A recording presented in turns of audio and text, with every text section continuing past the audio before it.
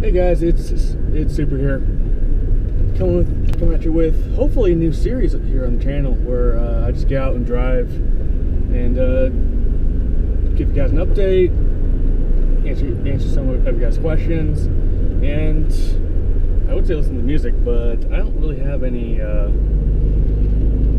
good copyright-free songs, so I'll ask around for some that you guys want to hear on these videos. So I thought for the first episode of the series, I asked some questions on Twitter, or I asked for you guys questions on Twitter and in the Discord, the Snake Pit Discord. If you guys remember that, there's a channel dedicated to these question and answer videos. But yeah, whenever I'm gonna do one of these, I'll probably try to ask you guys a week ahead of time if there's anything that you guys want me to answer, and I'll go from there. So I do have a few questions from you guys who are in the Discord, so I'll hopefully get to those at some point. I am driving my 2003 Chevy S10. That was my grandfather's, and now is mine. Got 118,000 miles on it. Inline 4, fast manual transmission, manual windows, pretty much manual everything. I did do a stereo upgrade to it because that's kind of the first thing I always do to a car that doesn't have a very good stock sound system, and this did not. Trust me. So that was basically all of the money I made working this summer gone in one fell swoop. But yeah, so that's what I'm driving, and what I would do to it if I had all the money in the world and I had another car to be my daily driver, I'd make this thing into a desert truck. Put probably a Chevy Crate V8 in the front, and to do so I'd have to basically redo the entire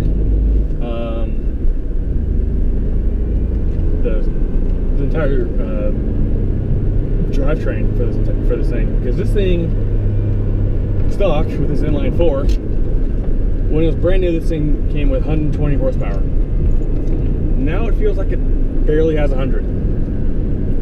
And that's without running the AC or anything like that, because if I did that, I'd drop even more power. I need to clean my windows back. So yeah, that's what I'm driving right now. Hopefully I can get some access to a friend's car every now and then and drive something different, but this will probably be what you normally see, because I really don't have another car. This is what I'm driving when I'm at college, and it's what I have access to right now. The road we were driving is Highway 9, which goes from Saratoga to Santa Cruz. Basically,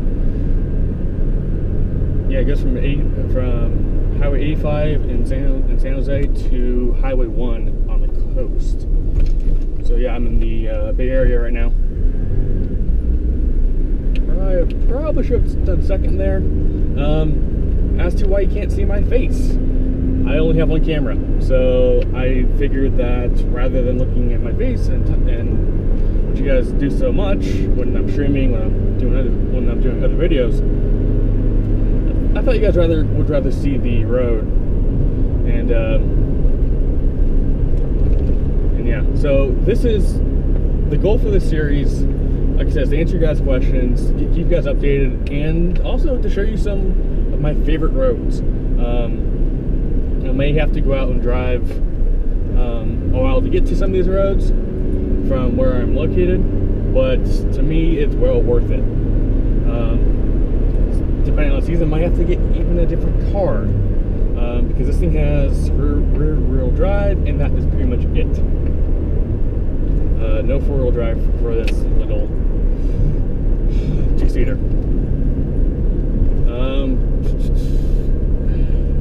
I think that's all I wanted to cover for basically the introduction of this series, and yeah, hope you guys leave some questions in the comments, or send them to me on Twitter, or leave them in the Discord channel. I'm sure I'll get to them at some point if they haven't already been answered in a different video. So first question that was submitted was by Alejo, and he was asking, what is my dream job? Well, at the moment, my dream job is streaming.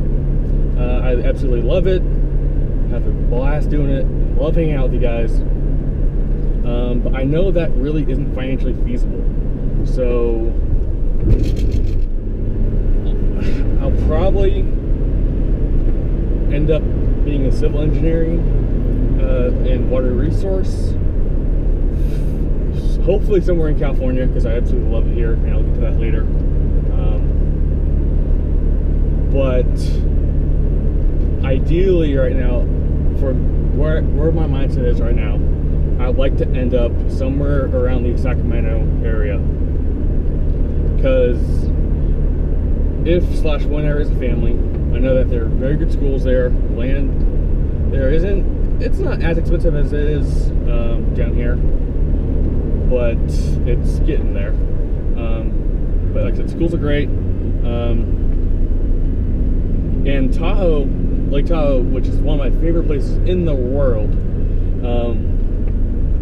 is only about 2 hours away. So that would be so awesome for me to basically, because I absolutely love it up there, as I've stayed multiple times. It'd be awesome just to jump in a car and just go to Tahoe for a day or a weekend. Because right now I kind of have to wait for it. You can still do weekend trips from where I am, but it's a big pain in the butt because you spend 5 hours driving there and 5 hours back. But yeah, so Tahoe would be 2 hours away, which is huge for me because that's where we have our family gatherings, and it's freaking gorgeous up there. I don't know if any of you guys have been there or heard about it, but to me it's a magical place. I can gush over Tahoe all day long, so let's move on. Another awesome job that I think I'd like to do, I'm not sure how good at it I would be a professional driver for insert racing series here. Pretty much. Things I don't know how well I would do, because I've never really driven on a racetrack before. I've been a passenger on a racetrack. That's it. So I honestly don't know how good I would be at any of that. So honestly, that's something that I would have to that in my mind I'd like to do, but in reality I'm not sure how good at it I would be. Because I know it'd be awesome. It'd be so much fun to do. But yeah. I think that about covers the whole job stuff. At least where my mindset is right now, here in 2016. Lots of motorcycle riders up here. Okay.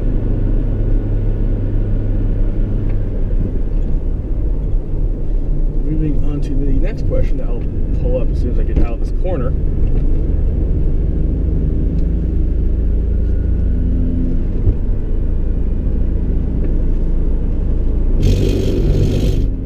Oopsies. My name is Blue. Asked, what is my dream car? Do I have to choose just one car? If I have to choose one, it's going to be really tough. Because you know how you can define a lot of people just into like one category of car, like old muscle cars, European sports cars, JDM tuner cars. I'm kind of everywhere in between. I like pretty much everything. But I think for me, the ultimate dream car would be a McLaren F1. Because that thing, McLaren did an amazing job with the racing team, and that drove development for the F1. I believe he wanted like a street legal race car, and that's pretty much what it is. Something like 242 mile an hour top speed out of a BMW V12. The thing looks gorgeous in my opinion, and for me it'd be orange, because to me that's what McLaren should be. It should be that loud and brass orange that you see.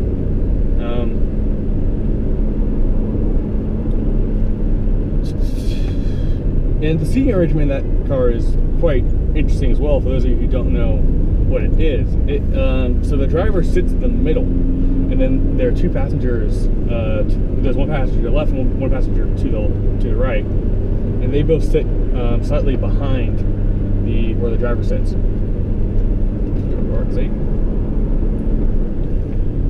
So that'd probably be the ultimate dream car right there. Close runner-ups are Skyline R34, 69 Camaro, late 60s Charger.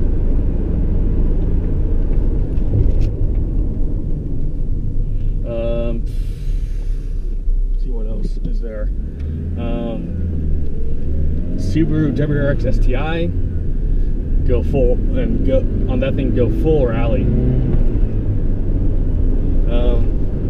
Supra would be awesome. The new Shelby GT350R, I've heard, is an amazing car. And the Focus RS is pretty freaking cool too. What else is there? Oh, E46 M3. And those of you who watch the Need for Speed series know exactly how to do that. I'd make a tribute car to the Most Wanted M3 GTR.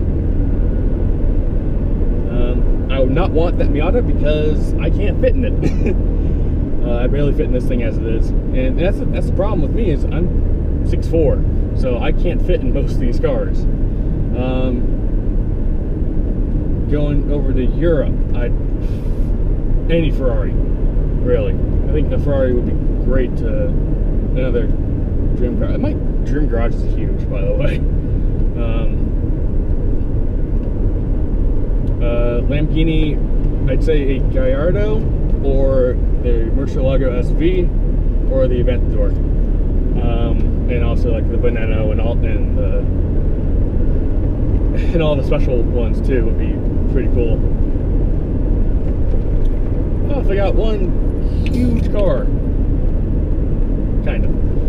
It's not really that big. It's it's a tiny little thing with a 289 Ford engine in the front, rear-wheel drive.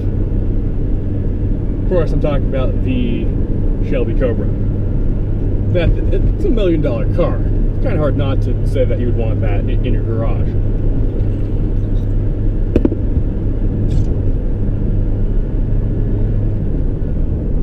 Blue also asked, what do I love about California? Or what are my feelings on it? I absolutely love it here. I was born and raised in California, grew up in the northern half of the state. And as you can see, it is, what, October 26th, 27th, something like that? It's late October, and it's a 70-degree day outside with absolutely no clouds. I love it. Yeah, we get basically 2 seasons. We get summer and kind of winter. We don't get snow. We barely get any rain. But it's fun. And like I said, I grew up here, so I'd like to, you know, kind of stay around here and help improve the area that's basically raised me. For those of you who I've talked to on a more personal level, you guys know how incredibly loyal I am, almost to a fault, really. But yeah, so So I'd like to kind of give back to something that's given me so much. So that's why I don't want to leave. Why I want to leave is the laws are changing. It's getting crowded. It's getting very, very crowded. It used to take me about an hour. No, I'd say about an hour to get from say San Jose to San Francisco. That drive will now take you at least 2, if not 2.5 to 3 hours. It is brutal. There's so many people here, and the roads have not expanded accordingly. It's getting crowded. The laws are changing, and I want to get out and see the world. I have not been outside of the U.S., which shocks a lot of people. You know, most people have been, after 20-something years of life on this planet, have at least gone outside their own borders. I haven't. I think that's kind of spoiled me on this California weather and lifestyle. Oh, that's one other thing that I love about California is the lifestyle's great because we have this awesome weather, and it's a very progressive mindset. A very open mindset when it comes to different opinions. Well, about most things, put it that way.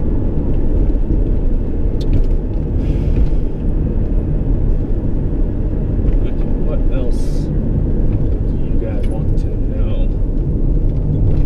I think Maslam challenged me to eat Vegemite on camera. Not gonna happen. At least not until I get the streaming rig back up.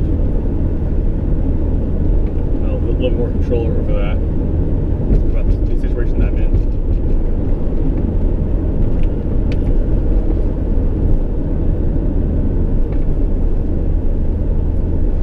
Oh, Alejo asks a very interesting question, along the lines of, how do I feel about the Armory now that I've been there for 2 years? And modding for about as long as well. Like, what's it mean to me? How much has it changed? Honestly, I think the mindset hasn't changed that much.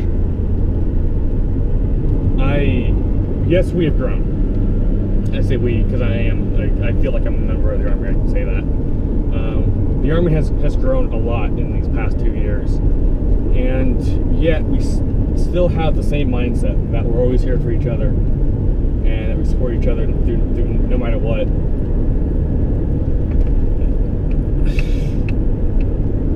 When you guys raise so much money to send all of us to TwitchCon, that meant so much to each and every one of us. And it meant a lot to Ann too, guys. It meant the world to Ann that you guys were willing to help support her and us and get us to TwitchCon. Like I said, I deeply regret not being able to go, but something came up and I was not able to make it.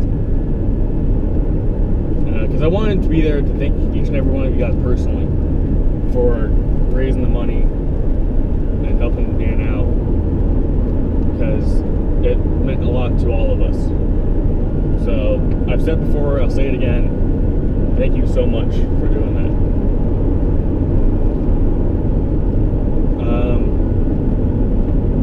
Yeah, yes, we've grown, but we've kept the same mindset, which is awesome. And honestly, that comes down to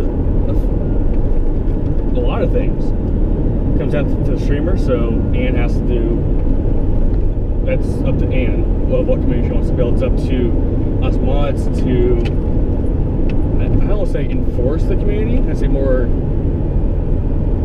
enforce the rules of the chat.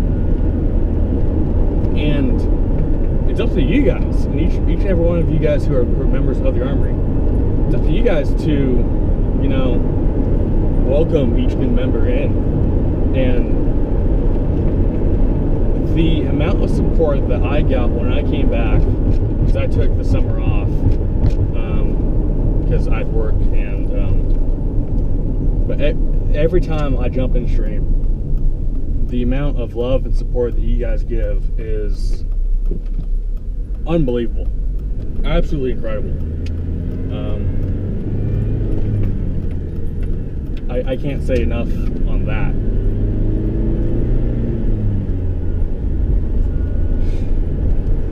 So yeah, I'm very, very happy with how the Armory has grown over these past 2 years. The community that we have created in our own little corner of the internet. And I hope we continue to grow, because we all know Ann deserves it. She's worked her butt off for this, and it's just awesome. It's absolutely awesome that she's able to stream full time. That's her job. That's incredible. So again, thank you guys so much for doing what you do, for being who you are.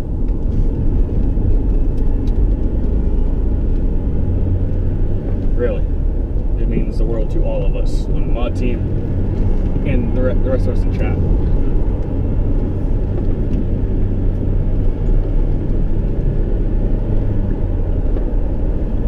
Super's on my ass.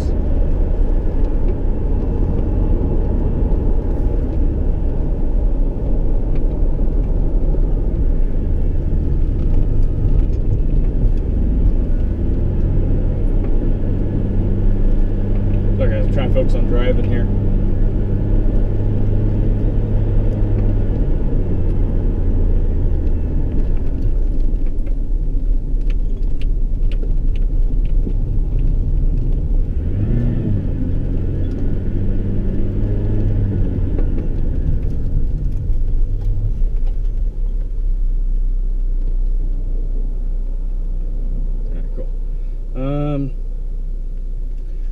Aleo asks, what is the best moment of my life up to this point?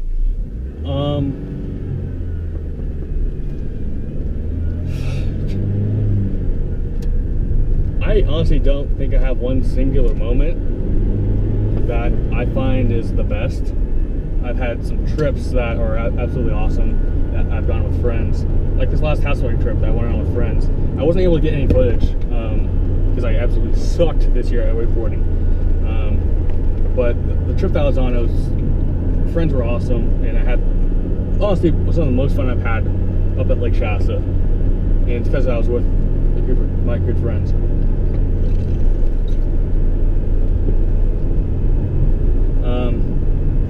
Giving T her chair was also freaking awesome. The look on her face, and on Cam's face, because she was there too. It was pretty freaking cool.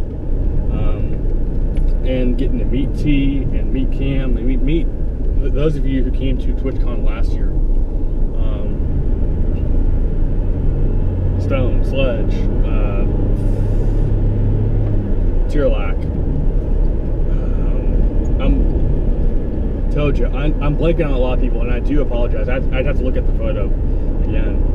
I don't have it on me, obviously, because I'm driving. But meeting all you guys and hanging out with you guys, Aaron and T, duh. Hanging out with you guys and meeting all you guys was absolutely amazing. One of the best weekends of my life right there. Hands down. Trying to think some other fantastic moments I've had the privilege of being a part of. Meeting Ann. That was pretty big. Meeting Gassy. This is all TwitchCon from 2015. Shit, man. Yes, I'd say the trips that I enjoy, which are usually vacations with friends or family, are the highlights of my life. No lady friend, so I don't have any of those memories saved and burnt into my mind. Oh, actually, I do forget one. I forgot one. I was, let's see. To probably introduce the story, I have to go back to high school. So I played volleyball on the junior varsity team from high school my freshman and sophomore year.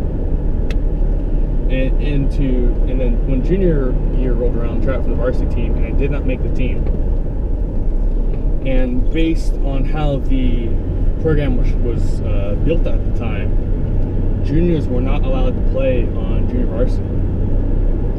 So my junior year for school, which is the year that all the college scouts will come and look at you, I wasn't on the team. I didn't play.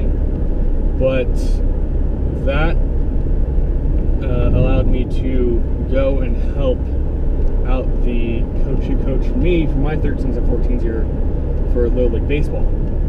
He needed help coaching his team.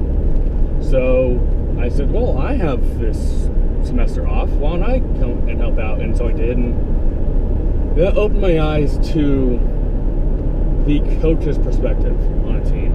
Because up to that point, I'd always been a player. I'd never been an actual coach. I'd been captain here and there on various teams. But I'd never been the actual coach. And that opened my eyes to a lot of things. Mainly a different mindset of how to approach the game. And how to approach life, really. And honestly, it's probably because of that year. Well, one sec. Because I got cut from volleyball that one year, and I actually had taken a bad situation and done something good with it, which is the volunteering for Little League coaching. That's probably how I got into the college that I got into. Because that's what I wrote my entrance exam essay on. Or the personal essay, or whatever you want to find it as. That's what I wrote on. I wrote on turning a bad situation into a good one. But also during that time when I was coaching, I wasn't coaching all the time, obviously. I was, back, still was in high school. So my high school at the time was building an auxiliary gym. And on the second story of this gym is a weight room. And this opened my senior year in high school. And when I was cut the previous year, my junior year, the coach told me to, and I quote, "Don't even bother coming out to try out next year. You will not make the team." So I used that as motivation, and I worked my butt off in the weight room. Showed up to tryouts my senior year, made the team.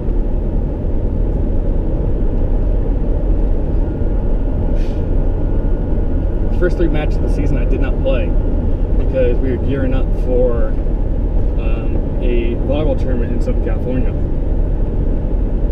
And I didn't play any the first day, but on the last match, the last 7 points, the coach sent me in. The first play that I am in on, I scored my first ever point in my varsity career. That was huge. It was a block, so guy on the other side of that hit the ball, and I blocked it down on the other side of the court. That 7-point sequence was absolutely amazing and surreal, and I still remember to this day. And I go back and watch the video every now and then of those 7 points and remind myself just how special that was, because I had basically proven that coach wrong by not only making the team but also playing and scoring in a major tournament for us. That was huge. That was huge for me. And at that point, I knew I had earned my varsity letter. Because I mean, if you're on the team, you earn a letter for your jacket. But to me, getting that point, scoring that point, was validation of that letter, of all the hard work I'd put in, and getting healthy during my junior year off. It was awesome. So yeah, those are my best memories, my favorite memories.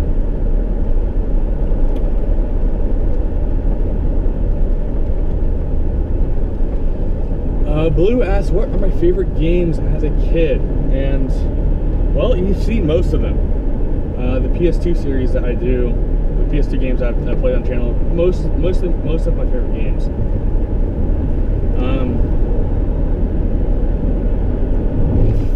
Just to name off a few: Need for Speed Underground 2, Need for Speed Carbon, Need for Speed Most Wanted 2005, Need for Speed Most Wanted 2012.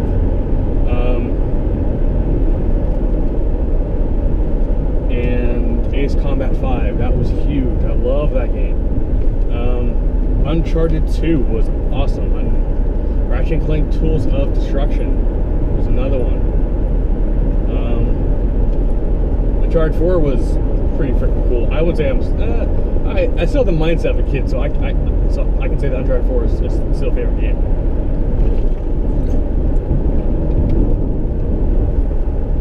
And I think I know why those are my favorite games, as opposed to Call of Duty, for example. To me, and I don't have the actual stats to back this up, but to me, the major shift now in gaming is the multiplayer aspect. While games back in the PS2 era were mainly focused on the story, developing that and getting all the license and stuff. So I think because more money is spent, I'd say a greater percentage of the money is spent on the multiplayer aspect. A lot of the single player stuff has, I'd say, dropped off. Uncharted 4 definitely proved me wrong with that. I don't know how much they spent on multiplayer versus single player, but it seems to me that it's a return to a more story-focused, campaign-focused game. At least to me, that's what it seems like.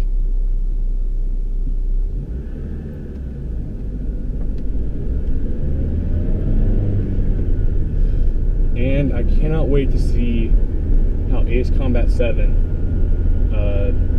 pans out. I hope it does well. It is back in the hands of the original creator, or I don't want to say the original creators of the series. The people who were behind Ace Combat 5 are now back in control of the series. So it's going to be very interesting to see how Ace Combat 7 turns out. I hope it's good, because Assault Horizon was horrible, so in my opinion, it wasn't a very good game. So I'd say that's a game that I'm looking forward to. Another one is whatever new car game that Three Fields Entertainment is working on. Oh, that's another of my favorite games I forgot. Burnout Paradise. Absolutely loved it. And Criterion Games, who was then bought by EA, I'd say the main core of the Burnout team who built the original Burnout series and Paradise split off into Three Fields Entertainment, and they built Dangerous Golf, and I need to play that. I think that'd be a lot of fun. But they said that they're also working on a car game, and I can't wait to see it. And I hope it's another Burnout-ish game. Hopefully in line of Paradise, because I love the open world stuff, but I know a lot of people prefer the more linear style of the original trilogy, which is totally okay. I totally support that.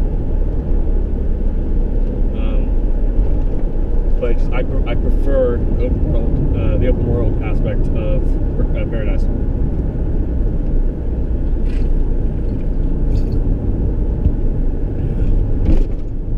What else?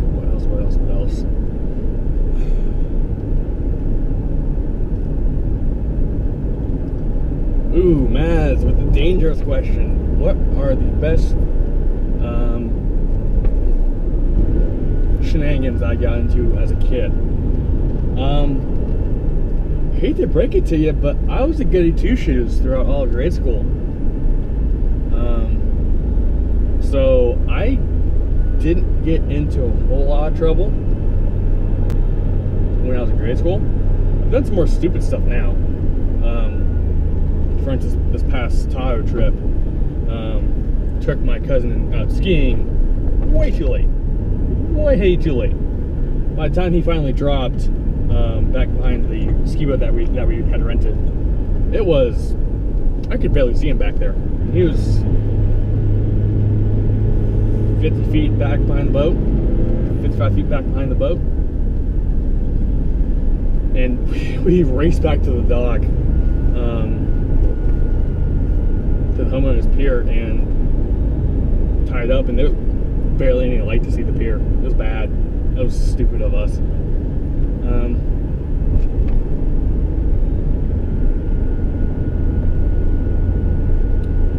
So yeah, that's really it in terms of shenanigans that I've gotten into. Like I said, in grade school and high school, I didn't really get into a whole lot. Mainly because I realized that in this day and age, you can't get away with anything. Too many cameras, and everyone has a phone. The older generation screwed us over. I have such a high standard to live up to, and I can't do jack shit about it.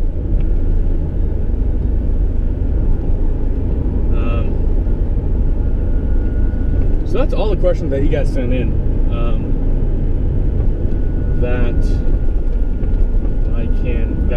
Like I said, I sent in. Trying to think of some other general questions that you guys might want to know the answer to. Like, when am I coming back? When's streaming going to come back? January at the soonest, I think. I have no idea.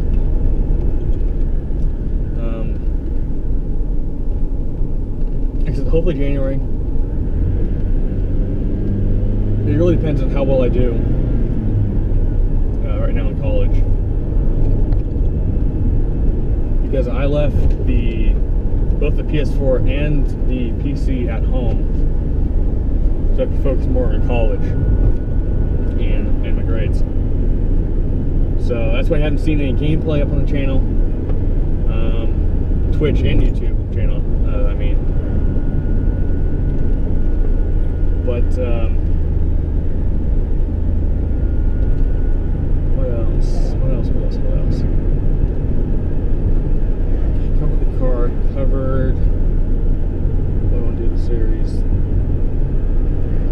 So yeah, if you guys want to submit questions for future installments of the series, go ahead and leave them in the comments, or on Twitter, or in the Discord channel if you're a member of the Snake Pit Discord, which is the Discord server that I have. Leave them in there, and I will get to them in the future installment of the series. If you guys would want to see more, obviously leave a like and let me know. And I'm just gonna shut up and drive, and hopefully these AT&T cars will move. If not, this is probably where the footage will get cut. And I hope to see you guys soon on Twitter, YouTube, and Twitch, wherever I may be, wherever you may be. Hope to see you guys soon. Bye.